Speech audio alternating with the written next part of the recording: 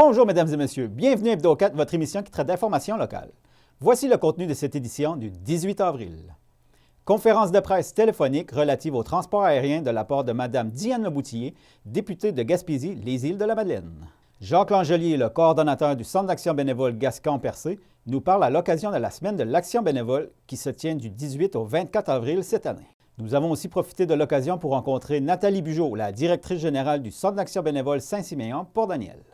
Judith Lebrun, la coordonnatrice de secondaire en spectacle à l'URLS Gaspésie-Îles-de-la-Madeleine, nous informe au sujet de la finale régionale de secondaire en spectacle. Et une septième d'une série de petites capsules portant sur l'assurance-emploi réalisée avec le mouvement Action Chômage, PABOC, Gaspésie-Îles-de-la-Madeleine. Bonne émission tout le monde! Tout d'abord, mercredi le 14 avril dernier, les médias furent invités à une conférence de presse téléphonique relative au transport aérien de la part de Mme Diane Leboutillier, députée de Gaspésie-Îles-de-la-Madeleine. Bonjour, bonjour à tous. Ça me fait le plaisir de pouvoir vous parler aujourd'hui d'un sujet qui est majeur pour des régions, mais pour la Gaspésie et les Îles-de-la-Madeleine. Dans un premier temps, je vous dirais que je vais commencer en mettant mon chapeau de ministre. Je dois vous dire que l'entente qui a été signée pour moi est une excellente entente. Ce qu'on a fait, c'est qu'on a préservé des emplois. On s'est engagé aussi à rembourser les gens pour leur billet d'avion et aussi on s'est assuré de faire en sorte qu'on puisse avoir des connexions régionales parce que c'est important de desservir l'ensemble du territoire. C'est aussi important d'avoir un transporteur national comme Air Canada, puis il y a d'autres ententes qui vont se travailler éventuellement avec d'autres transporteurs sur l'ensemble de nos régions. Ceci étant dit, maintenant, je vais mettre mon chapeau de député du comté de Gaspésie, Îles-de-la-Madeleine. Je dois vous dire que comme député, pas plus tard qu'hier, moi, j'ai parlé à l'ensemble des élus de notre région, des préfets Gaspésie, de la Madeleine, qui sont concernés, comme je mentionnais au départ, par cet enjeu qui pour nous qui est important. Puis je peux vous dire que je suis en contact continu avec eux afin que l'information circule. Et ça, c'est pas suite à ma rencontre d'hier, c'est aussi suite à l'automne passé, lorsque Air Canada a décidé de ne plus desservir la région.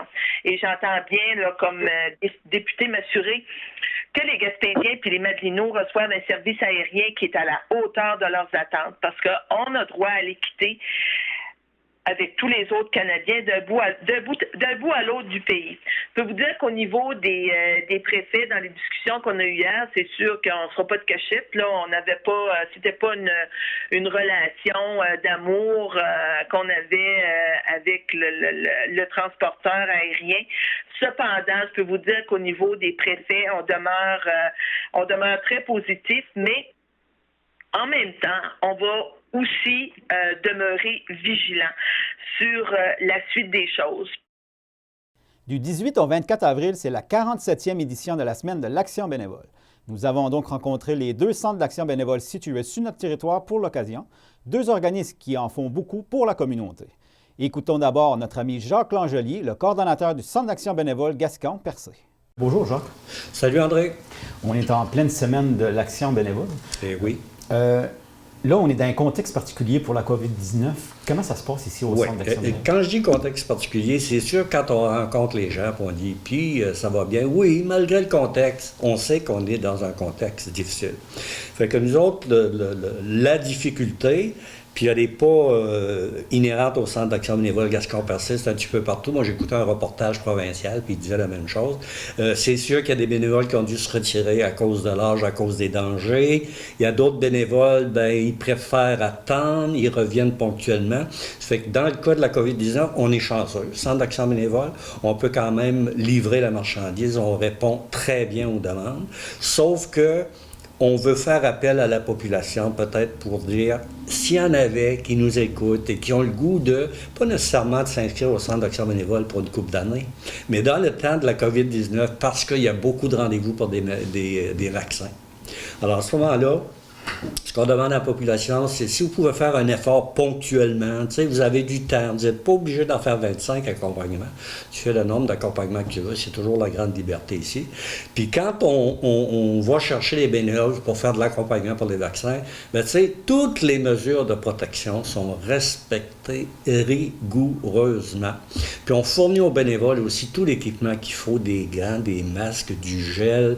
Les bénéficiaires qui sont accompagnés s'assoient en arrière. Alors, tout est fait dans les meilleures conditions possibles pour que la personne qui reçoit le service soit protégée et aussi pour que le bénévole soit protégé également. Alors, c'est sûr que dans le contexte d'une semaine de l'action bénévole, qui est un petit peu particulière cette année aussi, comme l'année passée, bien, chapeau à tous les bénévoles, puis je parle du Centre d'action bénévole, mais je peux parler aussi de l'ensemble de la MRC Roche-Percion, on va parler de notre territoire et des territoires ailleurs. Chapeau pour tous ceux qui s'investissent, qui investissent du temps pour que des personnes soient mieux dans ce contexte-là. Parce que souvent, on a assisté à beaucoup d'isolement.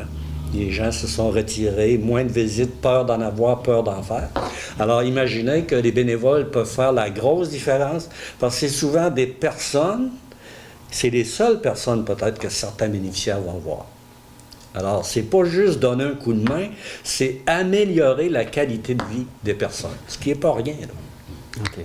Avez-vous des besoins spécifiques pour l'accompagnement médical? Puis, bon, c'est sûr que l'accompagnement médical garde besoin spécifique, je dirais accompagnement médical, pas trop lent. Pas trop lent, dans le fond, c'est la livraison des repas. Alors, j'explique un peu en quoi ça fonctionne.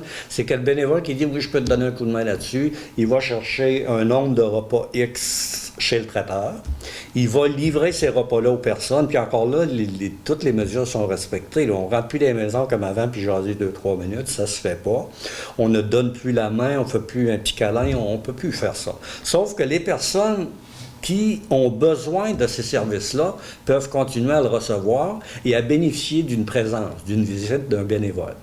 Pour l'accompagnement médical, c'est un peu la même chose. C'est avoir quelqu'un qui me prend en charge, qui m'accompagne au rendez-vous, puis avec les nouvelles consignes, bien, ça se peut que le bénévole ne puisse pas se rendre directement à l'endroit approprié.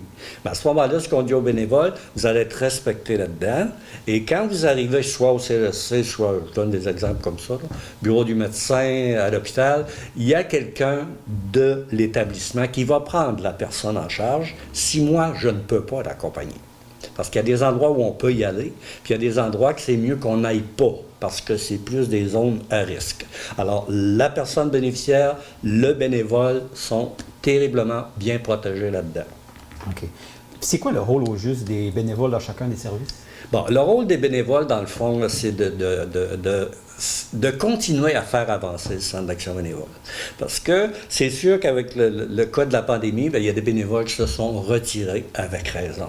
Il y a des bénévoles qui ont dit « ça va durer 2-3 mois, je verrai après ». Il y en a qui disent « je vais attendre d'avoir le vaccin pour revenir redonner des services ». C'est toujours la grande liberté, mais les bénévoles qui nous soutiennent, qui peuvent nous soutenir, puis qui disent « moi, là, dans ce contexte-là, je vais me prévaloir des mesures de sécurité, puis je vais continuer quand même. Je vais être prudent, mais je vais continuer. » Fait que non seulement ils contribuent à la qualité de vie des personnes qui vont accompagner ou à qui ils vont livrer des repas, mais ils continuent aussi à soutenir un organisme comme le Centre d'action bénévole pour qu'on puisse encore être on est rendu comme première ligne, dans le fond, regarde. On continue. Il y a des services qui ont été arrêtés parce qu'on ne peut pas s'installer dans les résidences avec des personnes puis jaser. Ça, c'est impossible. Mais les services qu'on a jugés essentiels sont maintenus. On roule, ça roule très, très, très bien. Et chapeau à tous les bénévoles. On a dit que c'était la semaine de l'action bénévole. On va leur redire encore une fois, vous faites partie essentielle de ce qui peut se dérouler dans une communauté quand on parle de qualité de vie. Alors, ça ne vient pas ici juste pour dire j'embarque quelqu'un, je vais aller au rendez-vous. C'est tout un contexte de confiance, de sécurité pour la personne qui reçoit le service. Alors qu'on ait pu continuer ça dans un contexte où tout est compliqué, bien, chapeau à ce monde-là. Puis les gens qui veulent investir un peu de leur temps pour devenir justement bénévoles au centre? Là, c'est un petit peu particulier, mais nous autres, on est très bien équipés ici. On peut pas recevoir 25 personnes, mais si quelqu'un dit, ben garde, j'aurais le goût d'essayer ça. Au niveau de la propriété roulante, l'accompagnement de transport, il appelle au centre d'action bénévole, au 689-6023. On s'organise avec la personne pour prendre un rendez-vous. Alors, il s'en vient ici, il y a les gants, le masque, le plexiglas, toute l'équipe. Fait que là, on jase un peu de l'offre de bénévolat, dans quoi tu serais bien, comme on le fait habituellement. Sauf qu'au lieu de prendre, une demi-heure, on peut peut-être limiter ça à 5-10 minutes. Mais on se fait un devoir de rencontrer la personne individuellement pour qu'elle ait une idée de c'est quoi le centre d'action bénévole, puis connaître un peu l'atmosphère et les gens qui travaillent ici. Du côté du secteur de Saint-Siméon-Port-Daniel maintenant, écoutons une autre personne très appréciée, Nathalie Bugeaud, la directrice générale du Centre d'action bénévole Saint-Siméon-Port-Daniel. Bonjour Nathalie. Bonjour André. Là, c'est la semaine de l'action bénévole. Bénévoler, c'est chic. Oui, en effet, dans le fond, c'est la même thématique que l'an passé, c'est-à-dire que la thématique l'an passé, comme vous le savez, on était en pleine pandémie, dans le sens qu'on arrivait dans la pandémie, on était un peu désorganisés. Donc, la semaine de l'action bénévole l'an passé, oui, il y a eu un peu de reconnaissance, un peu de messages radio, tout ça, mais on a un petit peu passé à côté, je dois le dire. Donc, cette année, la même thématique a été reprise, dans le fond. Bénévoler, c'est chic. C'est chic pour nos communautés. Quand on a des gens qui se donnent, dans le fond, ça vient enrichir, embellir nos communautés. Quand on a des gens qui, jeunes, moins jeunes, tout ça, qui donnent de leur temps. Donc, c'est sous cette thématique-là qu'a lieu la semaine de l'action bénévole cette année. Et donc, on est chanceux d'avoir des gens chics dans nos communautés. Comment ça va se passer pour ici? Bien, c'est sûr, ici, je veux dire, c'est sûr, on ne peut pas encore avoir de rassemblement comme on aurait souhaité. L'an passé, comme je l'ai déjà dit, on était en pleine activité pour nos 35 ans, tout ça, et tout ça a été annulé. On avait espoir cette année de pouvoir rassembler les gens. Hein. Au printemps passé, on se disait, bon, bien, l'année prochaine, mais on ne peut pas encore rassembler les gens cette année. Donc, cette année, ça va être une tournée de nos bénévoles qu'on organise, qui va se passer la semaine prochaine, bien, c'est-à-dire tout au long de la semaine, du 18 au 24. Ça va commencer le mardi.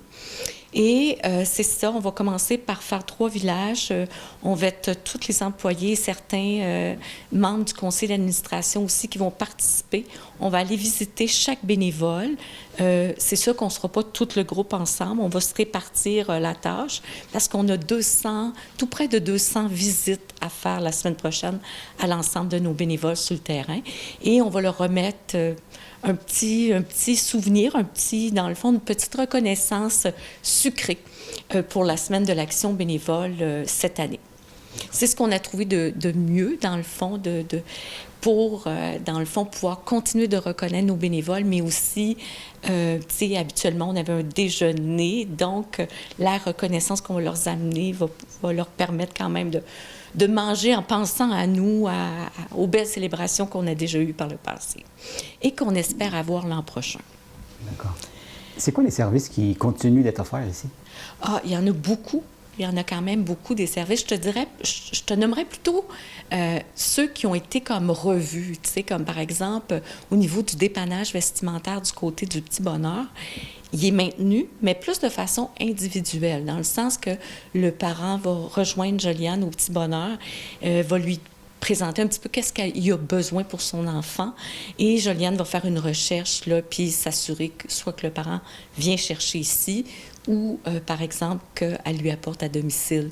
Parce que c'est sûr qu'on ne peut pas présentement faire de friperie intérieure, là, considérant la petite espace qu'on a, mais aussi les consignes sanitaires. Donc, je vous dirais, il y a ce service-là. Il y a les visites amicales qu'on recommence, qui sont toutes revues dans le fond, qui ont été revues, qui ont été arrêtées aussi pendant un moment, mais qui sont reprises avec plus de protection encore, soit les lunettes et tout, là, le masque, tout ça là, pour protéger nos bénévoles. Mais dans le reste, je vous dirais que dans l'ensemble, en gros, nos services, pour la plupart, sont maintenus. Mais y a-t-il des services qui auraient un besoin plus particulier? Bien, c'est sûr que des bénévoles, on en a toujours besoin. C'est important, la relève. Puis, vous savez, dans la dernière année, on l'a vu encore plus. Quand nos bénévoles ont été confinés, ceux qui avaient 70 ans et plus, mais d'avoir une relève, puis d'avoir d'autres bénévoles qui s'ajoutent, ça a été drôlement important. Ça a été tout près d'une quarantaine de bénévoles qui sont venus nous prêter main forte durant cette période-là, le printemps dernier.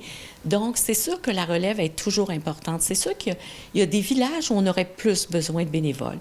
Je pense, par exemple, Saint-Godefroy, peut-être aussi Port-Daniel un petit peu plus, comme par exemple New Carlisle, Passepébiac au niveau de l'accompagnement transport médical. C'est sûr qu'on a des besoins de ce côté-là aussi. Il y a d'autres villages où on a moins de besoins, mais il y a beaucoup de promotion bouche à oreille qui se fait. Une amie va faire du bénévolat, je vais aller essayer moi aussi. Tu sais, donc, c'est ça. Je veux dire, si les gens souhaitent plus d'informations sur où ils pourraient s'engager au sein de leur centre d'action bénévole, c'est de communiquer avec nous au 418-752-5577 poste 6 pour Benoît Drapeau. Et Benoît va prendre le temps là, de regarder avec eux qu'est-ce qu'il y a comme besoin sur le territoire présentement. Pour en revenir à la semaine de l'action bénévole, c'est ça, dans le fond, on voudrait souligner la part de tous les gens qui œuvrent bénévolement dans nos communautés, tant à l'intérieur du centre d'action bénévole, que ce soit dans les différents services, mais aussi qui œuvrent dans la communauté au sens large, dans le sens que tous les bénévoles qui œuvrent, par exemple, au niveau de leurs églises, on sait au niveau, par exemple, de comités de loisirs paroissiales, par exemple, au niveau de l'environnement, on sait que ça attire vraiment plus les jeunes, hein, les jeunes qui sont vraiment plus attirés vers ce bénévolat-là, puis heureusement aussi. Donc, il y a différents secteurs d'action bénévole, puis on veut vraiment saluer tout ce beau monde-là qui s'engage dans la communauté et qui font que, dans le fond, nos collectivités sont beaucoup plus belles. Demain matin, si on faisait une grève du bénévolat, je pense qu'on aurait des petits problèmes comme communauté. Donc, bonne semaine à tous les bénévoles. La finale régionale de secondaire en spectacle du Centre de services scolaire René Lévesque, coordonnée par l'Unité régionale loisirs et sports Gaspésie-Île-de-la-Madeleine, aura lieu en ligne vendredi le 23 avril dès 19h. Judith Lebrun, la coordonnatrice de secondaire en spectacle à l'URLS Gym, nous informe à ce sujet. Bien, bonjour Judith. Bonjour! Là, avec la situation actuelle, secondaire en spectacle, heureusement, a lieu quand même cette année, mais de façon un peu spéciale. Oui, exactement. Dans le fond, secondaire en spectacle, si on retourne en mars 2020, a dû complètement annuler ses finales régionales et son rendez-vous pan-québécois, étant donné qu'on n'avait pas eu le temps d'organiser quelque chose virtuel. La Corporation secondaire en spectacle, toutefois, tout au cours de l'été, a mis en place un plan de relance afin qu'on soit dans n'importe quelle zone, dans n'importe quelle phase, on puisse réaliser secondaire en spectacle. Donc, il y avait la phase 1 qui était les jeunes du secondaire sont chez eux et ils pouvaient participer en solo et s'enregistrer chez eux afin de donner à son intervenant école son vidéo. Puis, on avait la phase en zone verte, si ça avait eu lieu, en zone verte normale, dans des salles de spectacle et tout ça.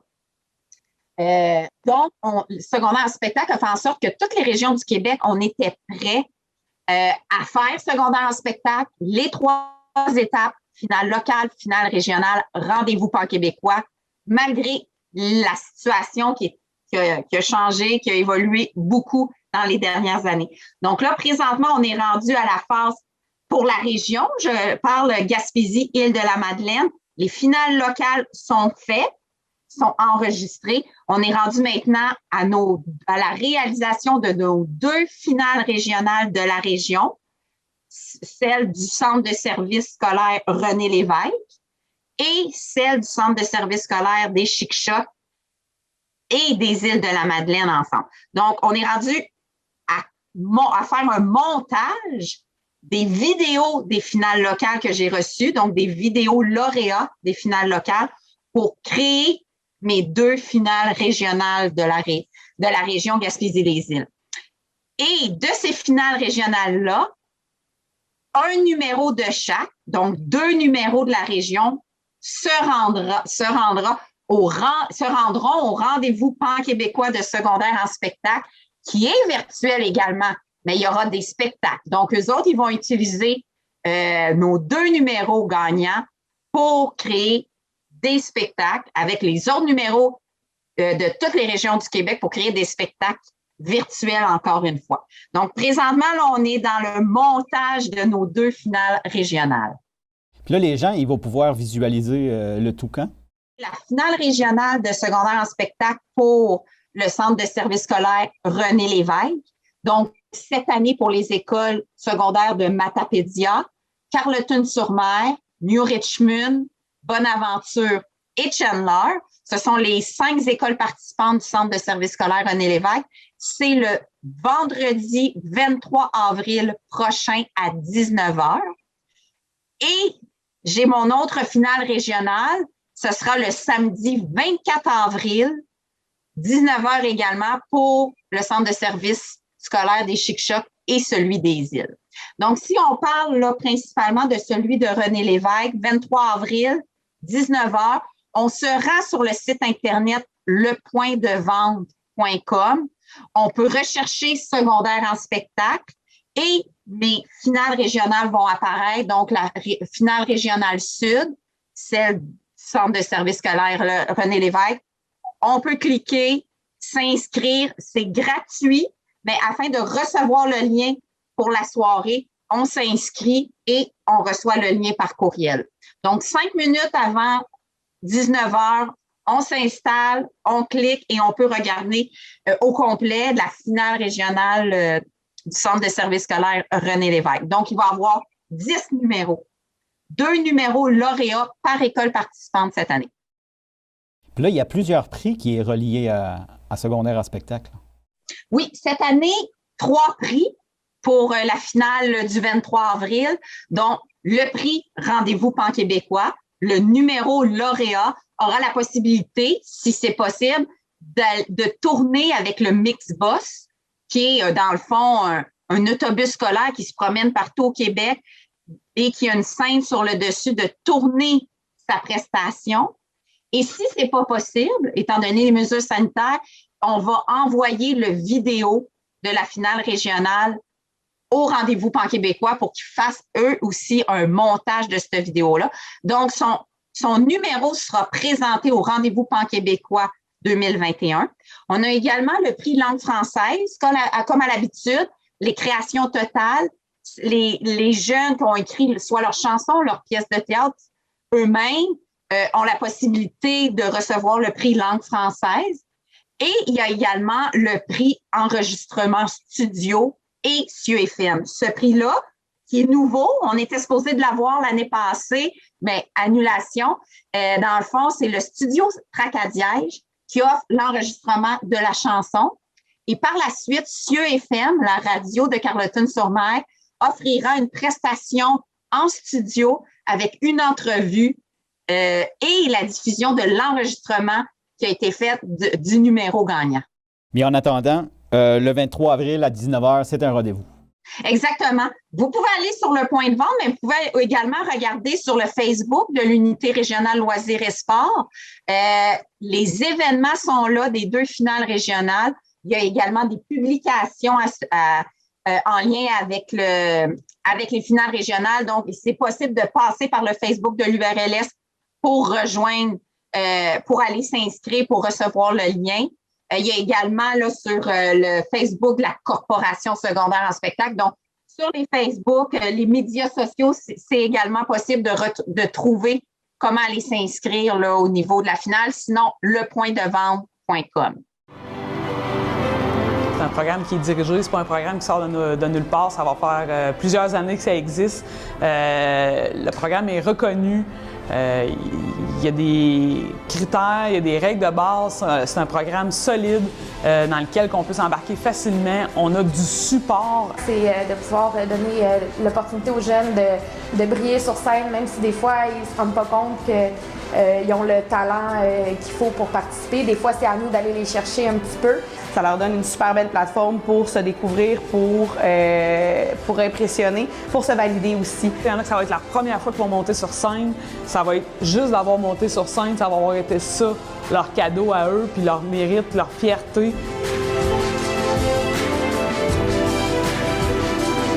un jeune dans une classe d'appui qui c'est un petit peu plus difficile. C'est moi qui lui ai fait découvrir secondaire en spectacle. Il a dû vraiment monter son spectacle, faire des pratiques, la générale. Puis rendu à la générale, c'est évident qu'il veut faire le spectacle. Alors tout ce processus de secondaire en spectacle a permis à l'élève de ne pas décrocher. Moi, je travaille dans l'école West Island, donc c'est vraiment difficile pour nous de promouvoir le français. Les élèves n'ont pas beaucoup de références d'artistes francophones, donc ça nous permet en fait de leur montrer les différentes possibilités, les différents artistes qui existent ici au Québec. Avec secondaire en spectacle, ça nous permet vraiment de nous recentrer puis de faire vraiment un show juste en français. C'est d'offrir enfin une opportunité aux jeunes de se rendre plus loin au niveau des arts de la scène, en fait, d'aller faire la régionale, d'aller ensuite au Pan québécois, d'aller rencontrer d'autres jeunes qui ont la même passion qu'eux. On a à l'école, des fois, à l'occasion, des petits spectacles maison, mais pour ce qui est de se faire valoir à l'extérieur de l'école, il n'y en a pas beaucoup, il n'y en a pas en fait. Juste avant de débuter le spectacle, on voit les jeunes qui sont en bas, il n'y a plus d'âge, il n'y a plus de groupe, de clan. Puis là, tout le monde sont autour d'une guitare, tout le monde jam, tout le monde chante la même chose ensemble, tout le monde est heureux. Ça, c'est pour ça qu'on fait ce travail-là. C'est vraiment un beau projet école. Justement, ça va chercher tout le monde. Tous les élèves sont sensibilisés par ça. Puis même s'ils ne sont pas du spectacle, ils vont venir voir le spectacle pour encourager leur père. Je ne serai pas tout seul à l'abandon comme technicien dans le loisir dans l'école à dire bon ben tu t'arranges avec secondaire en spectacle, on va aller chercher des gens en théâtre, des gens en musique, l'animation, les ci, les ça. Ça embarque tellement de monde différent qui peuvent faire tellement de choses pour et autour de secondaire en spectacle. C'est un plus à notre école d'avoir ce programme-là.